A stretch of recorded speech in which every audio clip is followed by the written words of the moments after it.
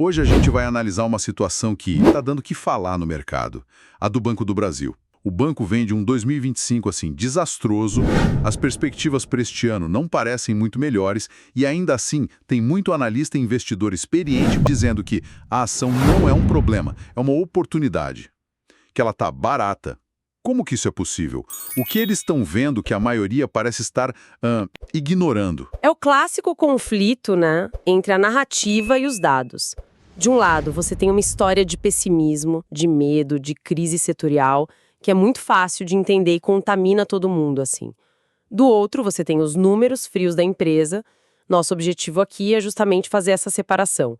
A gente vai entender o que de fato derrubou o banco em 2025, quais são os riscos reais para 2026 e, o mais importante, vamos examinar a lógica dos dados que sustenta essa tese de que por trás de toda essa fumaça existe um ativo subvalorizado. Perfeito. Então vamos rebobinar a fita. 2025 foi um ano, para ser gentil, um pouco esquizofrênico para a Bolsa Brasileira. Enquanto o Ibovespa voava, sabe, impulsionado por uma onda de otimismo, subindo uns 35%, as ações do Banco do Brasil pareciam estar em outra realidade. Elas não só não acompanharam, elas foram na contramão. Caíram cerca de 15%. É um descolamento brutal que deixa muito investidor se perguntando o que está acontecendo. E o ponto crucial é esse que você falou. Não foi uma crise bancária. Não foi o setor inteiro que afundou. Pelo contrário, se você pega o maior concorrente privado, o Banco Itaú, as ações subiram 39% no mesmo período, ou seja, superaram com folga o próprio Ibovespa. Isso acendeu um alerta gigante no mercado de que o problema era específico, era dentro do Banco do Brasil. E os resultados trimestrais do banco foram a prova disso, né? Foi uma sangria. Começou com uma queda de 20% no lucro logo no primeiro trimestre de 2025, o que já acendeu a luz amarela, mas o verdadeiro susto veio depois. Tanto no segundo quanto no terceiro trimestre, o lucro desabou inacreditáveis 60%. Uma queda de 60% no lucro de um banco centenário. Isso não é um resultado ruim, é uma catástrofe. O mercado obviamente entrou em pânico. Exato. E quando você investiga a fundo a causa raiz desse desastre, tem nome e sobrenome. Inadimplência no agronegócio, o grande motor da carteira de crédito do banco, que historicamente foi sua maior força, se tornou o seu calcanhar de Aquiles. O próprio PIB do agronegócio teve uma queda estimada em mais de 10% em 2025. Foi uma tempestade perfeita. O setor mais importante para o banco teve o pior ano em muito tempo. Mas espera um pouco, 60% de queda no lucro. Só por causa do agro? Eu entendo a importância do setor para o banco, mas a carteira deles é gigantesca, diversificada. O rombo no agronegócio foi tão profundo a ponto de sozinho afundar o resultado dessa maneira? Me parece um impacto meio desproporcional. É uma ótima pergunta, porque ela vai no centro da contabilidade de um banco. O impacto é desproporcional por causa de uma coisa chamada PDD, a provisão para devedores duvidosos. Quando um banco percebe que o risco de calote em um setor aumentou drasticamente, ele é obrigado pelo Banco Central a pegar uma fatia do seu lucro e guardar, provisionar para cobrir perdas futuras. Então não é só o calote que já aconteceu, é a expectativa de mais calotes no futuro. O Banco do Brasil, vendo a crise no campo, teve que fazer provisões bilionárias. E esse dinheiro sai direto do lucro. Por isso o estrago foi tão grande e imediato. Em fóruns, redes sociais, o que mais se via era gente falando em vender a qualquer preço, gente prevendo que a ação ia para 15, 12 reais. O sentimento azedou completamente, né? Certo. Essa foi a tempestade perfeita de 2025. Mas o que me deixa com uma pulga atrás da orelha é que, olhando para as previsões, o céu não parece estar limpando em 2026. A chuva parece que vai continuar, principalmente para o agronegócio, que foi o epicentro do terremoto, não é mesmo? Exatamente. A virada de ano não trouxe alívio. As projeções iniciais para o agro são bem fracas. A Confederação da Agricultura e Pecuária do Brasil, a CNA, por exemplo, está projetando um crescimento de apenas 1% para o PIB do setor em 2026. Para um setor que é o motor da economia brasileira, crescer 1% é praticamente andar de lado. E existem duas grandes nuvens carregadas por trás desse pessimismo. A primeira é fiscal. O governo precisa, assim, desesperadamente aumentar a arrecadação, e o agronegócio, com seus lucros recordes nos últimos anos, é um alvo óbvio. Qualquer aumento de imposto espreme ainda mais a margem do produtor, que já está sofrendo. A segunda nuvem, e aqui a coisa fica realmente perigosa, é o risco de uma nova onda de endividamento rural por um motivo bem específico: a baixíssima cobertura do seguro agrícola no Brasil. E qual o tamanho desse problema? É gigantesco e silencioso. Atualmente, menos de 5% de toda a área plantada no Brasil tem algum tipo de seguro contra perdas climáticas. Peraí, repete esse número. Menos de... 5%. Você está me dizendo que 95% da nossa produção agrícola, a base da nossa economia, opera basicamente sem rede de segurança? Eu nunca tinha parado para pensar no tamanho real desse risco. É chocante. É chocante. E é aí que mora o perigo para 2026. Vamos pegar um exemplo prático para deixar isso claro. Imagina um produtor de arroz. O ano de 2025 foi péssimo, a margem dele foi esmagada e ele teve que pegar empréstimos para fechar as contas e planejar a safra de 2026. Com o cinto apertado, qual o primeiro custo que ele corta? O seguro, que ele vê como um luxo. Então ele decide segurar só um pedacinho da lavoura, aquele 5%, para dizer que fez alguma coisa. E aí vem o problema. As previsões meteorológicas para 2026 indicam um clima ainda mais extremo, mais instável. Se uma chuva de granizo, uma geada fora de época ou uma seca prolongada destrói, sei lá, 20% da plantação dele, o seguro vai cobrir só os 5% que ele contratou. Os outros 15% de perda saem direto do bolso dele, um bolso que já estava vazio de 2025. Para cobrir esse rombo, plantar de novo e sobreviver, ele vai ter que fazer o quê? Bater na porta do banco e pedir mais dinheiro, provavelmente com juros mais altos, porque o risco dele aumentou. Agora multiplica esse produtor por milhares. O resultado pode ser uma nova e perigosa onda de inadimplência, atingindo em cheio o balanço do Banco do Brasil de novo. Ok, o cenário parece sombrio. Quase apocalíptico, na verdade. E ainda assim, tem gente grande no mercado, gente com décadas de experiência, olhando para esse exato cenário de incêndio e vendo uma oportunidade de comprar lenha barata. Como isso é possível? O que eles sabem que a gente não sabe? Talvez a questão não seja o que eles sabem, mas no que eles não acreditam. E eles não acreditam em narrativas de mercado. A história recente é um cemitério de previsões furadas. O Boletim Focus do Banco Central erra sistematicamente as projeções da taxa Selic. Um levantamento mostrou algo assustador. O consenso do mercado financeiro errou cerca de 95% das suas principais previsões sobre economia e bolsa desde 2021. É uma taxa de acerto que faria qualquer meteorologista se sentir um gênio. Fica realmente difícil levar o pânico coletivo totalmente a sério quando o histórico de quem entra em pânico é tão ruim. Precisamente. E no caso específico do Banco do Brasil, a ironia é enorme. No início de 2025, o consenso do mercado era de que as ações iam subir 50%. O que aconteceu? Caíram 15%. A realidade atropelou a previsão. Investidores experientes sabem que o consenso do mercado muitas vezes é um indicador contrário, sabe? Quando todo mundo está em pânico, talvez seja a hora de olhar com calma. E quando todo mundo está eufórico, talvez seja a hora de ter cautela. E já existem sinais concretos dessa visão contrária, certo? Não é só uma tese. Exato. A gente viu, desde o final de 2025, um movimento claro de investidores internacionais aumentando suas posições no banco, aproveitando os preços baixos. E aqui dentro temos figuras como o Luiz Barsi, que é provavelmente o maior investidor pessoa física do Brasil, e investe no Banco do Brasil há mais de 50 anos. Ele já viu de tudo. Planos econômicos, crises, governos de todos os tipos, e a visão dele é muito clara. Isso é passageiro.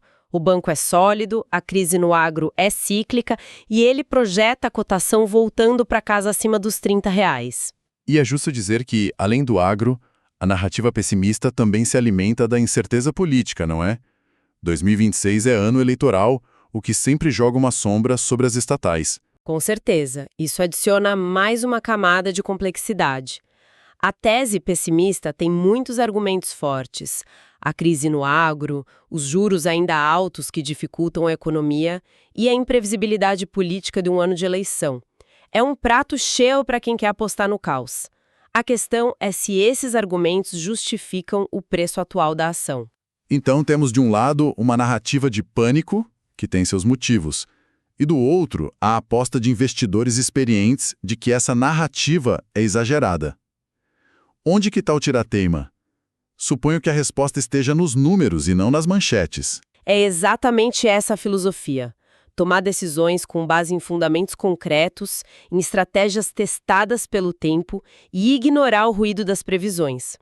E para avaliar se uma empresa está barata, uma das métricas mais poderosas e antigas é comparar o valor do seu patrimônio com o valor que o mercado está pagando por ela na bolsa. Deixa eu ver se eu entendi com o exemplo do mundo real. Digamos que eu tenho um apartamento, eu fiz reformas, tenho avaliações de corretores, sei o preço dos vizinhos e chego à conclusão de que o valor justo dele é R$1 milhão. Esse é o valor patrimonial do meu imóvel. Mas aí o mercado imobiliário entra numa crise, todo mundo fica com medo e as únicas ofertas que eu recebo são de R$600 mil. O mercado está, na prática, subvalorizando o meu patrimônio. A analogia é perfeita. Agora vamos aplicar esses mesmos números para o Banco do Brasil. O patrimônio líquido do banco, que é a soma de tudo que pertence aos acionistas, prédios, sistemas, dinheiro em caixa, descontando as dívidas, é de R$202 bilhões. Esse é o valor justo do apartamento de R$1 milhão. Ok, 202 bilhões. E qual é a oferta de 600 mil que o mercado está fazendo? O valor de mercado do banco na bolsa, que é o preço de todas as suas ações somadas, hoje está em torno de R$123 bilhões. A conclusão é direta. O mercado está disposto a pagar pelo banco inteiro pouco mais da metade do que ele vale em seus próprios livros contábeis. É uma distorção enorme. Isso quer dizer que se você comprasse o banco inteiro por 123 bilhões e vendesse todos os ativos dele pelo valor que está no balanço, você sairia com 202 bilhões. Na teoria, a lógica é essa. E o que essa métrica fundamental nos diz é algo muito poderoso. O mercado está tratando um problema que parece cíclico, uma safra ruim e uma crise de inadimplência no agro, como se fosse um problema estrutural e terminal para o banco. Está precificando o pânico do momento e não o valor de longo prazo de uma instituição de mais de 200 anos que já passou por dezenas de crises como essa. E essa análise, baseada puramente em dados, coloca o Banco do Brasil em que posição hoje na Bolsa? Com base nesse indicador de preço sobre valor patrimonial, o banco está consistentemente entre as 20 empresas mais baratas de toda a Bolsa brasileira. E o fascinante é que isso independe da cotação exata estar em 21, 22 ou 23 reais. O que importa para essa tese é a distância entre o valor de mercado e o valor patrimonial. Enquanto essa distância for gigantesca, como está agora, a ação, por definição fundamentalista, continua barata. Resumindo toda a nossa conversa, então, a gente tem duas histórias completamente diferentes sobre a mesma empresa. De um lado, a narrativa do mercado. Uma gigante ferida, com problemas reais em seu setor mais importante, enfrentando um futuro incerto, o que levou a uma queda brutal na cotação e a um pessimismo que se alastra. É a história do medo. E do outro lado, temos a história dos dados. Uma análise fria, que ignora as manchetes e o humor do mercado, e que olha para o balanço da empresa. E essa análise aponta para uma das maiores barganhas da Bolsa, um ativo sendo negociado por um preço muito abaixo do seu valor intrínseco. É a história da oportunidade. O que nos deixa com uma reflexão final, eu acho. Sim, isso levanta uma questão importante para qualquer investidor. Em que ponto o abismo entre uma narrativa de mercado negativa e os dados financeiros fundamentais de uma empresa se torna grande demais para ser ignorado? Quando um ativo que é visto com tanto receio pela maioria se transforma numa oportunidade óbvia para quem decide apenas olhar para os números. Essa parece ser a pergunta central para quem analisa o Banco do Brasil hoje. Olha, hoje o nosso papo é sobre o Banco do Brasil. A ação caiu bastante em 2025, então a grande questão é, esse preço é uma pechincha, uma oportunidade de compra, ou na verdade é uma armadilha que reflete os riscos que vêm pela frente? Eu defendo que, olhando os números, a ação está barata. E eu, por outro lado, vou argumentar que esse preço baixo é, na verdade, um alerta. Ele reflete um risco muito real e iminente, sabe? Um risco concentrado no agronegócio que simplesmente não dá para ignorar. Bom, o meu ponto de partida é puramente fundamentalista. A análise precisa ser sobre dados, não sobre narrativas de medo. A métrica-chave aqui, para mim, é a relação entre o valor de mercado e o valor patrimonial. Ou seja, o quanto o mercado está pagando pela empresa em comparação com o valor contábil de tudo que ela possui. Hoje, o patrimônio líquido do Banco do Brasil é de 202 bilhões de reais, mas o mercado avalia a empresa inteira em apenas 123 bilhões. Isso é um desconto enorme, de quase 40%. Mas esse desconto tem nome e sobrenome: risco. Não dá para a gente olhar para essa métrica de forma isolada, né? O desempenho em 2025 foi um desastre, com o lucro caindo até 60% em um trimestre, enquanto a bolsa subia 35%. O problema central é justamente essa dependência do agronegócio. A inadimplência do setor foi o que derrubou os resultados. E as previsões para 2026, olha, não são nada boas. Certo, o risco do agro é real, ninguém aqui nega isso. Mas a minha pergunta é, será que o mercado já não exagerou na dose? Um preço de R$ 21 já não reflete todo esse pessimismo? E com juros, as previsões do mercado, a gente sabe, falham o tempo todo. No início de 2025, a expectativa era de uma alta de 50%. E o que a gente viu foi o exato oposto. É por isso que investidores focados em valor, como Luiz Barsi, se interessam por casos assim, sabe? Eles buscam empresas sólidas que o mercado acaba punindo demais por um problema que parece ser temporário. A tese é comprar quando todos estão com medo. Eu entendo a tese, de verdade. Mas como você confia tanto nesse valor patrimonial? Ele é uma foto do passado. O que me preocupa é o futuro. Se a inadimplência no agro se intensificar em 2026 e os sinais apontam para isso, o que te dá confiança de que esse valor não vai simplesmente evaporar? Porque a instituição tem um histórico de navegar crises. As dificuldades são cíclicas. O ponto é se o desconto atual compensa o risco futuro, e eu sinceramente acredito que a margem de segurança é enorme. Pois é, mas essa margem pode ser uma ilusão.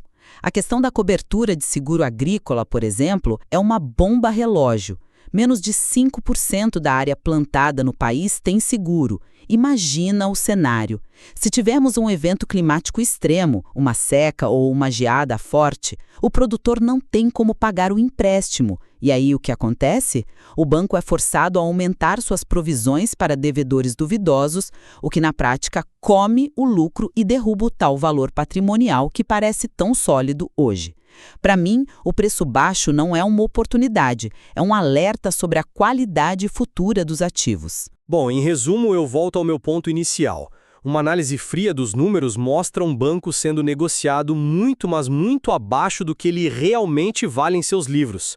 O mercado está precificando um cenário de desastre que talvez não se concretize, e é justamente nesses momentos de pessimismo que as melhores oportunidades de investimento aparecem para quem foca nos fundamentos. Por outro lado, eu mantenho a minha posição de que ignorar o cenário macro e os riscos específicos do setor é um erro grave. O preço atual não é pânico, é prudência. Ele reflete uma incerteza justificada sobre a capacidade do banco de manter seus lucros e a estabilidade de seus ativos. Olhar só para o valor contábil de hoje pode ser, no fim das contas, olhar para uma miragem. A nossa conversa de hoje mostra bem essa tensão clássica do mercado, né? O valor que os dados do presente indicam contra os riscos que o futuro pode trazer. Esse estudo não constitui nenhum serviço de análise ou recomendação. Este é um mercado de renda variável, bolsa de valores, onde o risco é inerente, toda e qualquer decisão é de cada investidor. Um abraço e até a próxima.